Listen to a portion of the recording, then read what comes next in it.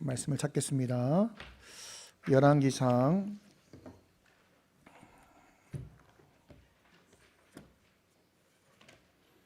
17장 1절입니다.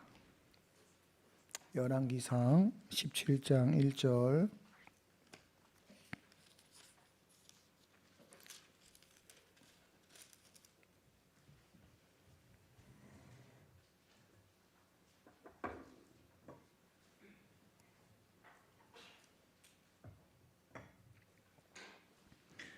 합동하겠습니다.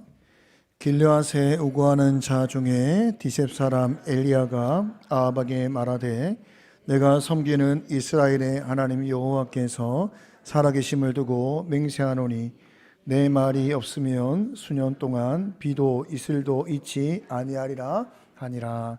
아멘. 대강절 기간을 우리가 지나가고 있습니다. 제가 계속해서 조금 무겁게 말씀을 나누고 있어서 제가 이번 주만큼은 그렇게 하지 않으리라 하였으나 말씀을 준비하는 것은 사실 방향을 제가 잡는 게 아닙니다. 잡다 보면 하나님의 인도하심이 있거든요. 그렇게 하다 보니까 되도록이면 3번 연속은 되지 않기를 바랬지만 조금은 무거운 내용이 이어지는 것 같긴 합니다. 하지만 여러분, 대강절을 보내면서 우리가 무엇보다 먼저 기억해야 될 것은 분명히 주님 오실 날은 누구에게는 소망의 날이고 누구에게는 멸망의 때다라는 것입니다. 그때가 가까울수록 별과 같이 빛나서 많은 사람을 주님께로 인도할 사람을 하나님께서 찾으실 것입니다. 우리가 다 거기에 쓰임받기를 바라지 않습니까? 거룩한 백성으로 사는 자가 바로 거기에 쓰임받을 사람입니다. 그 사람은 분명히 부름받은 자들이 살지 못했던 이전의 교회의 수치를 제거할 사람이요, 많은 사람들로 하여금 하나님의 영광을 보게 할 사람일 것입니다. 저는 우리 교회와 우리에 속한 모든 성도들이 그렇게 귀하게 쓰임받는 자 되기를 간절히 소망합니다. 2023년 우리가 한 해를 마무리하면서 주님 오실 길을 예배하는 자로 살기를 다짐하는 매주를 우리가 보내고 있습니다. 지난주에 제가 사가랴를 말씀을 나누면서 어떻게 보면 사가랴보다도 그의 아들 세례 요한이 더 강조된 것 같습니다. 그래서 세례 요한의 사역이 엘리야의 사역이다라고 하는데 우리가 아마 엘리야의 사역을 무슨 사역인지 잘 알 거라고 생각을 합니다. 그럼에도 불구하고 제가 여러분이 다 알 거라고 생각하는 엘리야의 사역이지만 주님 오시기를 예비하는 사람으로 왜 엘리야를 설명해야만 하는가 나누고자 합니다. 이 내용을 통해서 엘리야의 삶이 무엇인가, 주님 오실 길을 예비하는 엘리야의 사역이 무엇이고 나는 무엇을 준비해야 되는가를 깨닫는 시간 되기를 소망합니다. 제가 1절을 다시 읽겠습니다. 제가 읽겠습니다. 길르앗에 우거하는 자 중에 디셉 사람 엘리야가 아합에게 말하되 내가 섬기는 이스라엘 하나님 여호와께서 살아계심을 두고 맹세하노니 내 말이 없으면 수년 동안 비도 이슬도 있지 아니하리라 하니라. 여러분, 제가 지금 1절을 말씀을 지금 읽었는데 제가 읽는 것이 아니라 선포를 해보겠습니다. 여러분에게 제가 선포를 합니다. 여러분, 내가 섬기는 하나님 여호와 살아계심을 두고 제가 맹세를 합니다. 제가 다시 말하기 전까지는 앞으로 수년 동안 비도 이슬도 있지 않을 것입니다. 강단히 선포를 한 거예요, 여러분. 자, 이 말을 들으면 여러분 마음이 어떻습니까? 목사님 오늘 좀 과하다, 장난이 과하네, 이런 생각 들지 않습니까? 어떤 마음의 변화가 있습니까? 갑자기 막 두렵습니까? 어떻게 우리 목사님 이야기했는데 3년 6개월 동안 피하면 어떻게, 이런 분은 없잖아요. 그렇지 않습니까? 우리가 설교를 듣고 있는데도 불구하고 설교의 말씀을 들을 때에 여호와의 살아계심을 두고 맹세한다라고 말을 함에도 불구하고 가볍다는 겁니다. 물론 이 내용을 전하는 제가 물론 이렇게 무겁게 전한 것은 아닙니다만 우리가 여호와의 살아계심을 두고 맹세한다는 이 말이 선포되고 있음에도 불구하고 가볍습니다. 기욤 파렐이라는 사람이 있습니다. 종교개혁자인데 아마 들어보신 분이 있을 거라고 생각을 합니다. 이 사람은 순회 복음 전도자입니다. 프랑스 종교개혁의 별명이 엘리야다. 아주 불같은 사람이거든요. 열정의 사람이거든요. 크게 소리 지르는 이 사람이 기욤 파렐인데, 이 기욤 파렐이 제네바에 가서 복음을 전할 때에 그 파렐과 함께하는 동역자로 말미암아 종교개혁의 바람이 제네바에 불어오게 됩니다. 미사가 중단되고 또 성상들이 제거되고 이런 종교개혁의 바람이 일어나게 되는 것입니다. 이런 종교개혁의 바람이 불고 있을 때에 그 제네바에 누가 오게 되냐면 존 칼빈이 제네바에 오게 됩니다. 기욤 파렐 입장에서는 천군만마를 얻은 것 같잖아요. 그래서 밤늦게 급하게 칼빈을 찾아갑니다. 사실 칼빈은 제네바에 머물기 온 것이 아닙니다. 박해를 피해서 조용히 지내기 위해서, 학문에 더 정진하기 위해서, 사실은 스트라스부르크를 가기 위해서 잠시 제네바를 들린 상황입니다. 그러니까 지나가는 상황입니다. 목적도 학문에 더 정진하기 위한 것입니다. 이런 상황에서 파렐이 칼빈이 묵고 있는 숙소에 밤늦게, 밤 깊음 중에 급히 칼빈을 찾아왔습니다. 그리고 제네바의 종교개혁의 바람이 불고 있다. 너가 이 종교개혁을 이끌어달라. 함께하자. 라는 요청을 하게 됩니다. 그러나 칼빈은 이미 뜻을 정하여서 움직이는 사람입니다. 칼빈이 얼마나 완고한 사람인지 몰라요. 뜻을 정하여 움직이는 사람이거든요. 그래서 이미 자신의 뜻을 정한 상태이기 때문에 파렐의 부탁을 거절합니다. 칼빈의 거절에도 불구하고 열정의 사람 파렐은 이 멈출 줄을 모르고 재차 동참해 줄 것을 재차 요청을 합니다. 그런데 칼빈이 계속 거절을 해요. 참지 못한 파렐이 의자를 박차고 일어나서 칼빈을 향해서 외칩니다. 그대는 휴식 이외에 아무것도 생각하지 않는다. 온 정신을 공부에만 지금 쓰려고 하고 있다. 그렇다면 전능하신 하나님의 이름으로 말하노니 하나님의 부르심에 귀를 기울이지 않는 한 나는 하나님께서 그대의 휴식과 공부를 저주하기를 바란다. 소리쳐요. 여러분, 칼빈이 하나님이 어떠하신 분인지 모른다면 확 쫄 수도 있겠죠. 근데 칼빈은 하나님이 어떤 분인지 너무 잘 아는 사람이에요. 근데 칼빈이 이 파렐이 했던 말을 듣고 나서 쓴 기록이 있거든요. 그때 칼빈이 그 기록을 무엇으로 남겼냐면, 그때 나는 파렐의 무서운 엄명에 두려워 견디지 못해 몸이 떨렸다. 그의 음성이 마치 높은 보좌에서 들려오는 하나님의 음성과도 같았다. 이렇게 고백을 합니다. 여러분, 칼빈이 두려워한 것은 파렐의 말 속에 담겨있는 전능하신 하나님의 이름 때문입니다. 칼빈과 같이 하나님이 어떠하신 분을 아는 자가, 성경에 능통한 자가 파렐의 저주가 하나님의 뜻이다라고 생각하지 않습니다. 지금 누가 보더라도 파렐이 지금 과합니다. 칼빈을 붙잡기 위해서, 지금 떠나면 다른 지역으로 가버리니까 붙잡기 위해서 어떻게 보면 붙잡기 위한 과한 행동이다라고 생각할 수 있습니다. 그런 행동이죠, 사실은. 그럼에도 불구하고 파렐의 입에서 전능하신 하나님의 이름이 외쳐질 때에 파렐의 말 속에 있는 하나님의 이름으로 말미암아 하나님을 경외하는 칼빈은 하나님께서 여기서 남아 종교개혁을 하라고 하는, 동참하라고 하는 하나님의 명령이구나 하는 그 음성으로 받았다 이 말입니다. 파렐의 말에 저주가 맞다가 아니라 그 음성조차도, 하나님의 이름으로 선포되는 그 음성조차도 그가 믿음으로 받은 것입니다. 하나님의 음성으로 받았다 이 말이에요. 왜요? 칼빈은 하나님을 경외하는 자였기 때문입니다. 하나님을 경외하는 자요, 하나님을 믿는 사람이었기 때문입니다.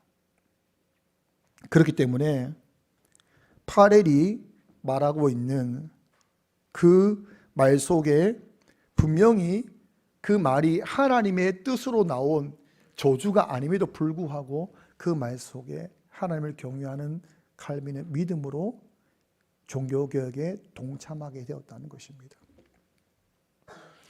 여러분, 믿음의 사람은, 하나님을 경외하는 사람은 하나님의 이름이 등장하는 순간 멈춥니다. 멈출 수밖에 없어요. 그게 어떠한 상황에서 어떠한 말이 나온다 할지라도 멈춰야 되는 거예요. 멈추는 거예요. 파레과 같이 급하게 나온 말이라 할지라도, 파레과 같이 사실 말도 안 되는 저주라 할지라도 그 속에서 전능하신 하나님의 이름이 등장하는 순간 멈추는 거예요. 그리고 정말 하나님의 뜻인가? 나에게 여기서 동참하라고 하는 하나님의 음성인가를 분별하는 것입니다. 여러분, 제가 1절을 이제 다시 한번 선포해 보겠습니다. 여러분, 내가 섬기는 하나님 여호와의 살아계심을 두고 맹세합니다. 내가 다시 말하기 전까지 앞으로 수년 동안 비도 이슬도 있지 않을 것입니다. 여러분, 하나님 여호와의 살아계심을 두고 맹세한 이 선포를 들을 때에는 그건 가벼울 수 없는 겁니다. 그때부터는 가벼울 수 없는 거예요. 그 선포를 듣는 순간 그 다음부터 이어지는 모든 내용은 두려움으로 받아야 됩니다. 분별해야 된다 말이죠. 그만큼 하나님의 이름은 두려운 이름입니다. 경외해야 될 이름이라는 것입니다. 여러분, 이 선포를 아합이 들었을 때에 두려워했을까요? 두려워하지 않았을까요? 분명히 여호와의 말씀으로, 여호와의 이름으로 선포된 말씀이었는데 아합은 두려워하지 않았습니다. 놀랍게도 3년 6개월 동안 비가 오지 않는 그 긴 시간 동안에 아합은 두려워하지 않았습니다. 3년 6개월이 지나서 엘리야를 마주했을 때에도 아합은 두려워하지 않았습니다. 여러분, 말씀이 선포되었고, 그리고 그 말씀대로 이루어지고 있고, 그리고 완벽하게 그 말씀대로 되었음에도 불구하고 아합은 왜 두려워하지 않는가? 저는 굉장히 중요한 질문을 여러분에게 하고 있는 것입니다. 지금 여러분, 왜 아합이 두려워하지 않았을까요? 말씀이 선포되었고 말씀대로 계속 이루어져 가고 있고 말씀의 역사가 나타나고 있음에도 불구하고 왜 아합은 왜 두려워하지 않았을까요? 이 질문을 우리에게 해야 되는 것입니다. 여러분, 말씀을 듣고 있음에도 불구하고 말씀을 듣고 살아가는 우리가 말씀을 듣고 살아감에도 불구하고 말씀대로 살아가지 않는데도 아무런 거리낌과 두려움이 없다면 그 이유가 뭘까? 동일한 질문입니다. 아합의 이야기를 할 때는 어떻게 그럴 수 있어 이렇게 생각하다가 우리에게 적용하면 우리가 안 하고 있거든요. 지금 우리가 말씀이 선포되고 있고 하나님의 이름으로 선포되는 곳 아니겠습니까? 강단이라는 것은 선포되고 있고, 그리고 우리 매주 그렇게 살지 못해서 하나님께 회개를 하거든요. 왜 두려워하지 않는가? 이것은 너무나도 중요한 질문입니다. 아합이 두려워하지 않은 배경에 대해서, 그리고 하나님께서 비를 내리지 않겠다라고 그런 재앙을, 심판을 말씀하신 이유에 대해서는 앞에 있는 16장 30절에서 33절에 나와 있습니다. 교독하겠습니다. 오므리의 아들 아합이 그의 이전 모든 사람보다 여호와 보시기에 악을 더욱 행하여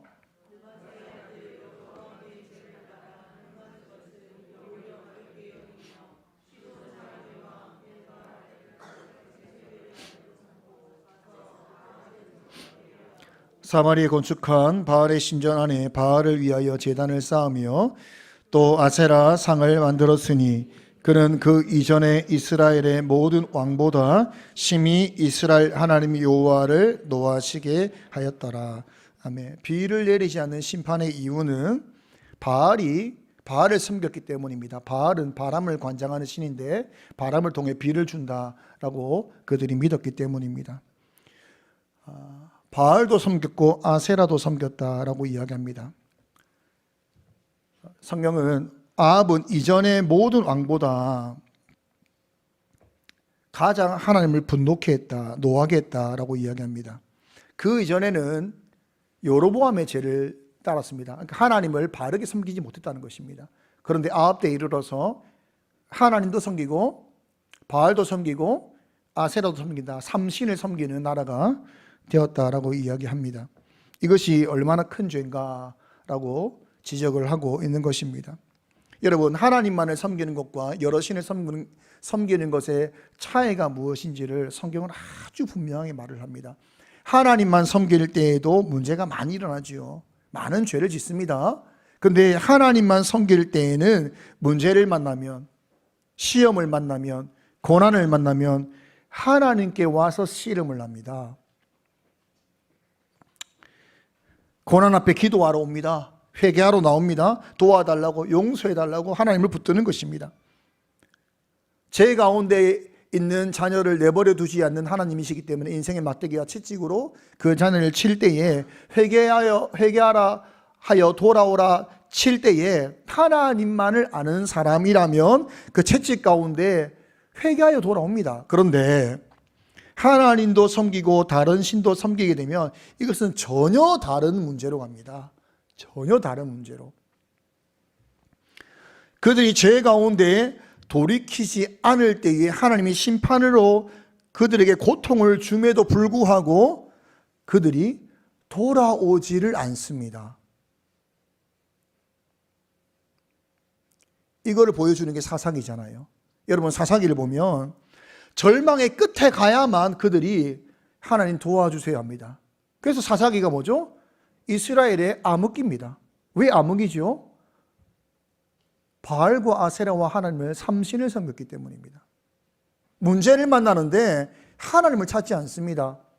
처음에 문제를 만날 때 극심한 고통 속에서, 절망 속에서 겨우겨우 하나님을 찾던 그들이 삼손 때가 이르면 40년 고통이 계속되는데도 불구하고 하나님을 찾지 않습니다.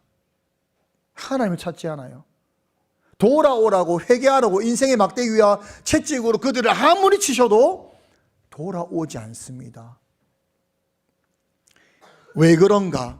여러분, 왜 그런가를 생각해야 됩니다. 왜 여러 우상을 섬기게 되면 왜 돌아오지 않는가를 생각해야 됩니다. 우리가 두 가지를 구분해야 되는데, 신앙생활과 종교적 활동을 구분할 수 있어야 됩니다. 신앙생활이 뭐며 종교적 활동이 뭐냐를 구분할 수 있어야 됩니다. 하나님도 섬기고 바알도 섬기고 아세라도 섬기는 것은 신앙생활이 아닙니다. 하나님 섬기지만 하나님도 섬기고 다른 무엇도 섬기는 것은 절대로 신앙생활이라고 말할 수 없습니다. 그것은 종교적 활동입니다. 종교적 활동이라는 것은 내 피로를 따라 대상을 찾는 것입니다. 제가 어제 첫 주례를 했습니다. 얼마나 심장이 떨려요. 제가 설교 때도 엄청 떠는데 어제는 제가 잠을 설쳤어요. 어제 새벽 4시까지 잠을 못 잤거든요. 그 전날 얼마나 심장이. 제가 박지연 군의 떨리는 손을 보고 제가 심장이 멈추더라고요. 신랑이 떠는데 뭐 나는 그만 떨어야지 이렇게 하면서 저의 심장이 멈췄는데, 제가 여러 이제 결혼식을 교회 속하다 보면 특송을 많이 하잖아요. 저 때는 특송의 붐이었거든요. 저도 이렇게 노래를 좀 하다 보니까 특송하러 많이 다녔어요.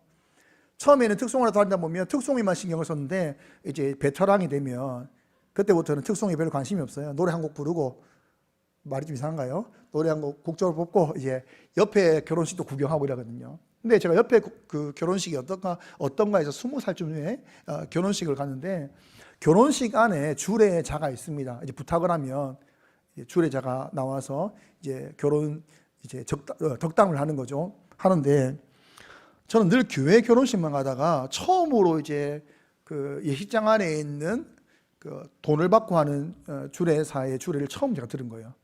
거기에 모든 신이 다 나옵니다. 하나님의 복도 빌고, 부처의 복도 빌고, 천지신명의 복을 빌고, 온 복이 다 나와요. 모든 신이 다 나옵니다. 그래서 제가 너무 기가 막힌 거예요. 그때는 저는 하나님 왜 말이 안 되니까 너무 기가 막히는 거예요. 근데 그게 서양 사람들이 듣고 싶은 말이란 말이에요. 그게 연예인들 중에서는 자신이 죽은 후에 어떻게 될지 몰라서 모든 종교를 믿는다라고 하는 분들이 있어요. 나는 하나님이 계실지 부처가 있을지 모르니까 난 다 믿는다. 이런 분이 꽤 있습니다. 꽤 많아요. 모든 종교를 다 믿는다. 이런 분들이 있다는 거예요. 여러분, 근데 이런 사람은 종교적 활동입니다. 내 필요를 따라서 믿음의 대상을 찾는 것은 종교적 활동인 거예요. 종교적 활동은 믿음으로 갈 수 없습니다. 종교적 활동은 믿음이 없습니다. 믿음이라는 것은 반드시 하나의 대상이 있어야 됩니다. 믿음은 하나의 대상을 요구합니다. 그리고 그 하나의 대상이 그에게 속한 자들에게 가르치고자 하는 것을 온전히 따를 때에 이것을 신앙생활이라고 하는 것입니다. 여러분, 믿음의 생활, 신앙의 생활을 해야 믿음이 생기는 거죠. 믿음 생활, 신앙 생활을 해야 신앙이 생기는 거죠. 하나의 대상, 한 분 하나님을 믿어서 그분의 말씀을 온전히 따를 때에 그게 신앙 생활이고 믿음 생활이고, 믿음이 자라고 신앙이 자라는 거고, 믿음이 생기고 신앙이 생기는 거지. 여러 가지를 믿는데 믿음이 생기다? 믿음이 생기지 않습니다. 믿음 없는 겁니다. 종교활동을 통해서 여러 신을 믿는다라고 말하지만 그 안에 사실은 아무런 믿음이 없습니다. 여러분, 여러 신을 믿는다라고 하는 분들 이야기 들어보세요. 믿음의 내용이 하나도 없습니다. 사실 안 믿는 거예요. 없는 거예요. 사실 믿지 않는 겁니다. 하나님을 믿는다고 말하면서도 지금 아합과 같이 여러 신을 섬기는 자들과 같이 하나님을 믿는다 말하면서도 바알도 믿고 아세라도 믿게 되면 어떤 일이 벌어지냐면 믿음이 없습니다. 심판이 이루어지고 있고, 심판이 선포되고 있고, 심판이 이루어지고 있고, 두려운 날이 오고 있음에도 불구하고, 그것을 보고 있음에도 불구하고 믿음이 없기 때문에 두려워하지 않습니다. 여러분, 우리가 교회 생활 오래 했잖아요. 그래서 우리가 지금까지 신앙의 동료들의 많은 이야기를 들어왔다는 거예요. 신앙 선배들의 많은 이야기를 들어왔습니다. 하나님이 어떻게 일하시는 분인지를 많이 들어왔습니다. 말씀을 가까이 해야 된다, 기도해야 된다, 성령의 인도하심을 구해야 된다, 이런 이야기를 많이 들어왔습니다. 그럼에도 불구하고 그렇게 살지 않는 이유는 하나밖에 없습니다. 뭘까요? 믿음이 없기 때문입니다. 기도하지 않는데 다른 이유가 있겠습니까? 회개하지 않는데 다른 이유가 있겠습니까? 말씀을 읽지 않는데 다른 이유가 있겠습니까? 없습니다. 믿음이 없기 때문에 안 하는 것입니다. 내 회개를 들으신다, 내 간구를 들으신다, 믿음이 없기 때문에 기도하지 않는 것입니다. 믿음의 문제가 발생한 것입니다. 믿음이 없이는 회개하지 않습니다. 믿음이 없이는 더 이상 하나님께 구하지 않습니다. 믿음이 없이는 예배의 자리에서 말씀을 들을 수 없는 것입니다. 믿음이 없기 때문에 말씀을 읽지 않습니다. 성령을 구하지 않는 것입니다. 왜요? 믿음이 없기 때문입니다. 아합이 왜 두려워하지 않죠? 믿음이 없기 때문입니다. 하나님의 말씀이 선포되고 그 말씀대로 이루어지고 있음에도 불구하고 믿음이 없기 때문에 죽어도 끝까지 저항하는 것입니다. 또한 그에게는 하나님도 섬기고 또 누굴 섬기죠? 바알도 섬기고 아세라도 섬기기 때문입니다. 하나님이 심판을 하신다 하더라도 의지할 대상이 여전히 두 신이나 남아있는 거예요. 아세라와 바알이 여전히 남아있다 이 말입니다. 예수님께서 분명히 우리에게 말씀하십니다. 누가복음 16장 13절 함께 읽겠습니다. 시작. 집 하인이 두 주인을 섬길 수 없나니 혹 이를 미워하고 저를 사랑하거나 혹 이를 중히 여기고 저를 경히 여길 것임이니라. 너희는 하나님과 재물을 겸하여 섬길 수 없느니라. 하나님과 다른 것을 겸하여 섬길 수 없습니다. 나는 하나님을 믿는다라고 하면서 다른 것을 믿는다면 믿음의 문제가 발생합니다. 믿음 없습니다. 믿음 없는 거예요. 믿음이 생기지 않습니다. 믿음이 자라지 않는 문제가 아니라 믿음이 생기지 않습니다. 하나님 외에 다른 것을 의지하는 순간 믿음이 생기지 않아요. 믿음이 끝나는 것입니다. 겸하여 섬길 수가 없어요. 나는 하나님도 좋고 재물도 좋고 나는 하나님도 믿고 재물도 믿는다. 미안한 말이지만 믿음의 문제가 발생합니다. 그날로 믿음이 끝나는 것입니다. 하나님 외에 다른 것을 의지하는 순간 우리는 절대로 믿음의 삶을 살 수가 없습니다. 말씀이 들리고 말씀대로 이루어지는 이 땅의 삶을 보고도 우리는 두려워하지 않습니다. 왜요? 믿음의 문제가 발생했고 나는 여전히 다른 것을 하나 더 의지하는 것이 있기 때문입니다. 내가 의지하는 것이 있다면 그것은 종교적 활동을 하고 있는 겁니다. 다른 것을 의지하고 있다면 절대로 여러분 하나님을 바로 믿을 수가 없습니다. 여러분, 이스라엘이 가장 평안할 때를 우리는 솔로몬 때라고 이야기하지 않습니까? 세상에서 많은 부귀영화를 누린 왕이고 지혜의 왕이 솔로몬이었습니다. 그는 하나님을 믿는 사람이었습니다. 분명히 그는 하나님을 믿는 사람이었습니다. 열왕기상 3장 3절에 그가 어떤 사람인가를 설명합니다. 함께 읽겠습니다. 시작. 솔로몬이 여호와를 사랑하고 그의 아버지 다윗의 법도를 행하였으나 산당에서 제사하며 분향하였. 이 산당이 우상숭배를 말하는 게 아니에요. 성전 짓기 전에 여기서 예배를 드렸다는 거예요. 여러분, 솔로몬이 여호와를 사랑했습니다. 여호와를 사랑한 사람이었어요. 그는 다윗이 말한 그 아버지의 법도를 행한 사람입니다. 그는 믿음의 사람이었다 이 말이에요. 믿음의 사람이었습니다. 말씀대로 사는 사람이었고 하나님을 사랑하는 사람이었습니다. 근데 통치 20년이 지나고 나서 그는 그의 통치를 세상 법을 따라서 세상 나라의 방식으로 통치하기 시작했습니다. 이방의 많은 나라의 여인들을 아내로 삼았고 우상이 들어왔습니다. 여러분, 이때 솔로몬이 하나님을 몰랐습니까? 안 믿었습니까? 믿었다는 거예요. 이때도 솔로몬은 하나님을 믿었습니다. 그런데 수많은 우상이 들어오고 온 예루살렘에 우상의 산당이 가득할 그때에 솔로몬은 어떤 사람이 되었는가? 열왕기상 11장 1절에서 4절까지 교도합니다. 솔로몬 왕이 바로 딸 외에 이방의 많은 여인을 사랑하였으니 곧 모압과 암몬과 에돔과 시돈과 헷 여인이라.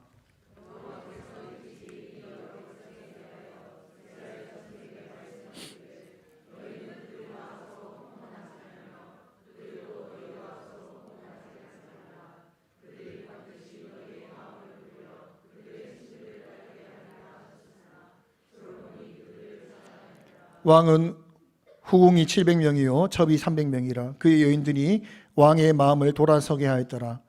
솔로몬의 나이가 많을 때에 그의 여인들이 그의 마음을 돌려 다른 신들을 따르게 하였으므로 왕의 마음이 그의 아버지 다윗의 마음과 같이 아니하여 그의 하나님 여호와 앞에 온전하지 못하였으니. 여러분, 하나님을 사랑하던 솔로몬이 그 사랑이 움직입니다. 하나님을 사랑하던 자리에서 여인을 사랑하는 사람으로 바뀌는 거예요. 사랑의 대상이 바뀌게 됩니다. 왜 그렇게 되었습니까? 하나님도 믿고 우상도 믿었기 때문입니다. 하나님도 믿고 우상도 믿었기 때문입니다. 여러분 잘 기억하셔야 돼요. 하나님 외에 다른 것을 믿어서는 안 됩니다. 하나님 외에 다른 것을 의지해서는 안 됩니다. 솔로몬이, 그 지혜의 왕인 솔로몬이 하나님도 믿고 다른 것도 의지하다 보니 그는 믿음이 문제가 발생합니다. 믿음 없는 사람이 된다 이 말이에요. 이가 믿음 없는 사람이라는 것을 어떻게 설명하는가 하면 열왕기상 11장 33절입니다. 함께 읽겠습니다. 이는 그들이 나를 버리고 시돈 사람의 여신 아스다롯과 모압의 신 그모스와 암몬 자손의 신 밀곰을 경배하며 그의 아버지 다윗이 행함같이 아니하여 내 길로 행하지 아니하며 나 보기에 정직한 일과 내 법도와 내 율례를 행하지 아니함이니라. 이 말이 언제 나오냐면 하나님께서 이제 솔로몬 너 심판한다 해가지고 심판의 내용이 쫙 나옵니다. 심판의 내용이 쏟아져 나온단 말이에요. 그런데 솔로몬이 열왕기상 안에서 죽는 날까지 회개라는 회자의 단어가 나오지 않습니다. 왜 회개하지 않죠? 믿음 없는 사람은 회개하지 않습니다. 회개는 믿음이 있어야 하는 것입니다. 기도는 한 자락이라도 믿음의 내용이 있어야 기도하는 것입니다. 믿음 없는 사람은 기도하지 못합니다. 믿음 없는 사람은 심판이 지금 쏟아지겠다. 너로 말미암아 내가 너로 말미암아 멸망시키고 싶은데 내가 다윗을 기억해서 멸망까지 못 시키겠다. 그 놀라운 심판의 말이 쏟아져 오는데도 불구하고 솔로몬은 회개하지 않습니다. 왜요? 다른 신을 함께 섬기고 있으니까. 그는 믿음이 없는 사람이 되었고, 그리고 다른 것을 의지하는 사람이 되었기 때문입니다. 하나님이 심판을 해도 나는 여전히 다른 것을 의지하고 있으니까 아직 내 안에는 다른 것이 있다는 거예요. 의지할 만한. 믿음 없고 다른 것을 의지하는 사람이 기도하겠습니까? 하나님 찾겠습니까? 찾지 않습니다. 기도하지 않아요. 말씀대로 살지 않습니다. 하나님께서 솔로몬의 우상 숭배로 말미암아 나라를 망하게 하겠다 했단 말이에요. 솔로몬의 우상 숭배로 말미암아 나라를 망하게 했다 이 말이에요. 근데 다윗을 기억해서 그 다음 때에 나라가 분열되지 않습니까? 여러분, 분열된 그 사건은 사실 우상 숭배의 끝이었습니다. 분열되고 나서 우상 숭배가 멈추지 않습니까? 사실은 하나님께서 나라를 분열시킨 이유는 뭐예요? 우상 숭배를 멈추게 하기 위한 것이에요, 사실은. 근데 북이스라엘이 멈췄던 우상 숭배가 언제 다시 시작됐죠? 나라를 멸망케 하는 우상 숭배의 다시 시작이 언제입니까? 아합 때에 났다 이 말이에요. 솔로몬 때에 우상 숭배로 말미암아 나라를 멸망케 하려고 했는데 나라를 분열시켜 놨더니 다시 아합 때에 이르러서 뭐 하고 있는 거예요? 다시 우상 숭배하더라 이 말이에요. 여러분, 우상 숭배의 문제가 뭡니까? 믿음의 문제가 발생합니다. 여러분, 구원은 무엇에 가는 것이죠? 믿음에 가는 것입니다. 구원은 믿음에 가는 것이에요. 성도의 삶은 믿음에 가는 것입니다. 믿음이 없다면 이스라엘이 있어야 될 이유가 무엇이 있습니까? 믿음이 없다면 성도가 이 땅에서 성도를 어떻게 삽니까? 믿음이 없다면. 하나님도 믿고 다른 것을 믿는 순간 믿음은 끝난 것입니다. 믿음이 생기지 않습니다. 믿음이 자라지 않는 것이 아니라 믿음이 없습니다. 믿음의 문제가 발생하는 겁니다. 구원은 믿음에 가는 것이고, 하나님 우리를 부르실 때 너와 내가 사랑하자라고 부르셨는데 다른 것을 함께 섬기는 순간 사랑이 어떻게 됩니까? 이동하지 않습니까? 솔로몬이 하나님을 사랑하는 자였는데, 믿음의 사람이었는데 다른 것을 함께 섬기다 보니 사랑이 움직이고 믿음은 없는 자가 되었습니다. 여러분, 우리가 지금 계속해서 대강절을 이야기하면서 우리가 지금까지 부름받은 자들이 살지 못한 그 수치를 제거하는 자의 삶을 살고 싶고, 많은 사람을 구원으로 인도하는 사람을 자로 살고 싶다라고 했을 때 우리가 가장 먼저 확인해야 될 우리의 삶의 내용은 뭐냐면, 내가 과연 믿음의 사람인가입니다. 믿음의 사람인가? 믿음의 사람인가를 가장 먼저 확실하게 알 수 있는 것은 뭐냐면, 내가 하나님만 의지하고 있는가입니다. 하나님만 의지하고 있는가? 어두운 시대가 될수록 하나님 외에 여러 가지를 의지하더라 이 말이죠. 점점 큰 구원의 날이 이르기 전에 점점 세상이 어두워질수록 그 왜 어두워지는가를 보니까 믿음의 사람들이 점점 믿음을 떠나는데, 그 내용이 뭐냐면 하나님도 믿고 다른 것도 믿더라 이 말입니다. 수많은 교회의 사람들이 하나님 안 믿는 거 아닙니다. 하나님도 믿고 다른 걸 믿고 있는 거예요. 하나님께서 엘리야를 부르신다라고 말씀하지 않습니까? 주에게를 예배할 자는 엘리야와 같은 자다라고 말씀하지 않습니까? 엘리야의 사역이 뭡니까? 한 분 하나님 외에는 그 어떤 신도 없다라고 했던 것이 엘리야의 사역입니다. 여러분, 성도의 주님 오시기를 예배하는 믿음의 걸음은 뭐냐면 하나님 외에 의지할 분 없다는 것을 여러분의 삶으로 보여야 되는 것입니다. 하나님 외에 없는 것입니다. 하나님 외에 신은 없습니다. 하나님 외에 의지할 분 없습니다. 오직 하나님 한 분만이 이 땅에 있는 것입니다. 오직 한 분 하나님만이 존재하시는 것입니다. 이것이 엘리야의 사역이었고, 그의 사역이 많은 사람들로 하여금 돌아서게 하는 사역이었습니다. 돌이키게 하는 사역이었습니다.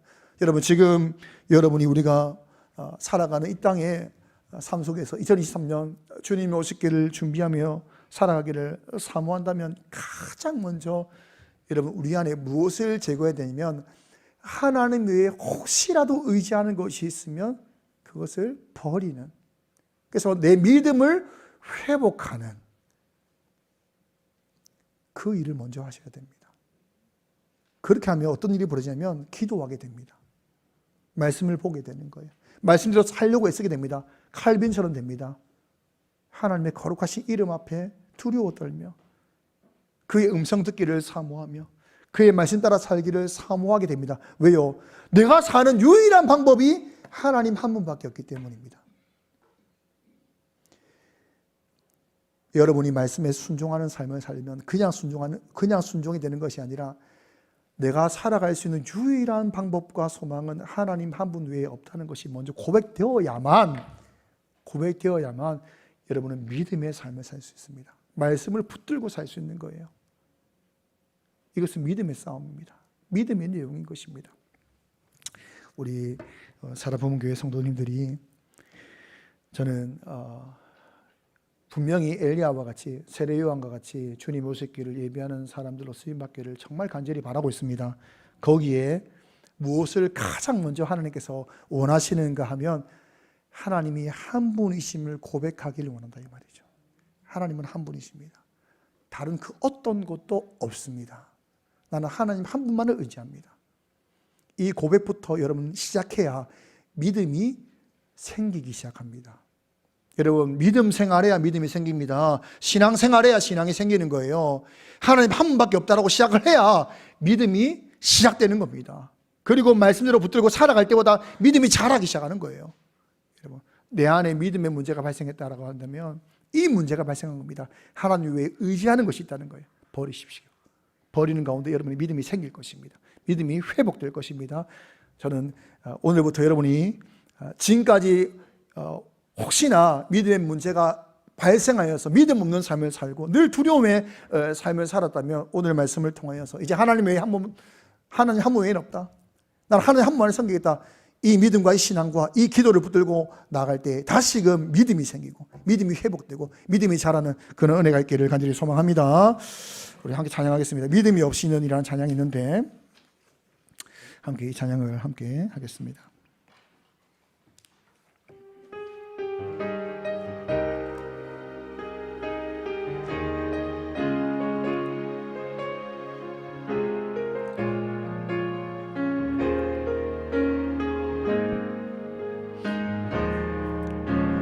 주님 제 마음이 너무 둔해서 주님을 볼 수 없습니다.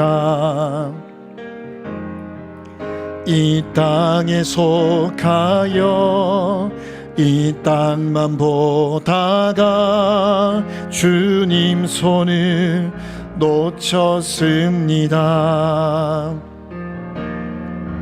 나는 나그네로 왔는데 왜 주저앉게 되었나. 나는 정직이인데 언제부터 내 삶의 주인이 되어버렸나.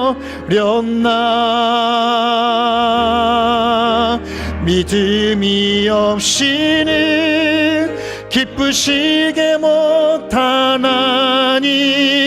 고된 수고도 다 헛될 뿐이라. 믿음이 없어서 무너진 삶의 모든 자리에 다시 주님을 기다립니다. 다시 고백하겠습니다. 주님 제 마음이 너무 둔해서 주님을 볼 수 없습니다. 이 땅에 속하여 이 땅만 보다가 주님 손을 놓쳤습니다. 나는 나그네로 왔는데 왜 주저앉게 되었나. 나는 정직이인데 언제부터 내 삶의 주인이 되어버렸나. 믿음이 없이는 기쁘시게 못 고된 수고도 다 헛 때뿐이라 믿음이 없어서 무너진 삶의 모든 자리에 다시 주님을 믿음이 없이는 기쁘시게 못하나니 믿음이 없이는 기쁘시게 못하 주를 찾는 자 반드시 만나리 믿음이 없어서 무너진 삶의 모든 자리에 다시 주님을 다시 고백합시다. 믿음이 없이는 기쁘시게 못 주를 찾는 자 반드시 만나리 믿음이 없어서 무너진 삶의 모든 자리에 다시 주님을 기다립니다. 제가 말씀을 준비하면서 저는 칼빈과 기욤 파렐의 이야기를 너무 잘 알거든요. 저는 칼빈이 기욤 파렐의 그 말을 듣고 왜 두려워 떨었을까? 아니, 칼빈의 수준이라면 그게 하나님의 입으로 나온 저주가 아니라는 걸 너무 잘 알 텐데 왜 두렵고 떨었을까? 그때는 깊이 생각을 하지 않았거든요. 하나님을 경외하는 자라면, 하나님 한 분을 믿는 사람이라면 하나님 이름 앞에 두렵습니다. 사실은 두려운 거예요. 왜 말씀대로 살아갈 수밖에 없냐면 하나님 한 분만 섬기기 때문입니다. 의지할 대상이 하나님밖에 없잖아요. 내가 믿고 의지하는 분이 하나님밖에 없으니까 어떻게 다른 손이 없는데 하나님을 붙들지 않을 수 있겠습니까? 어떻게 말씀대로 살지 않을 수 있겠습니까? 어떻게 기도하지 않을 수 있겠습니까? 하나님 한 분밖에 없는데.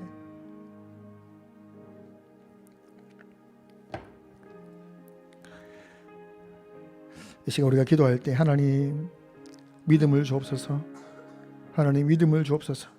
하나님 한 분만을 섬기게 하여 주시고 믿음 생활, 신앙생활 바르게 해서 정말 믿음이 자라고 신앙이 자라고 잃어버렸던 믿음이 다시금 믿음이 생기고 믿음이 하나님 정말 장성한 분량에까지 멈추지 않고 자랄 수 있는 그런 은혜를 달라고 솔로몬도 무너졌습니다. 하나님 외에 다른 것을 함께 섬기니 솔로몬이 무너졌습니다. 믿음을 잃어버렸습니다. 하나님 믿음 있는 자가 결국 마지막 때에 많은 사람을 하나님께로 인도하는 사람이 될 것인데 믿음을 달라고 이 시간 함께 기도하겠습니다.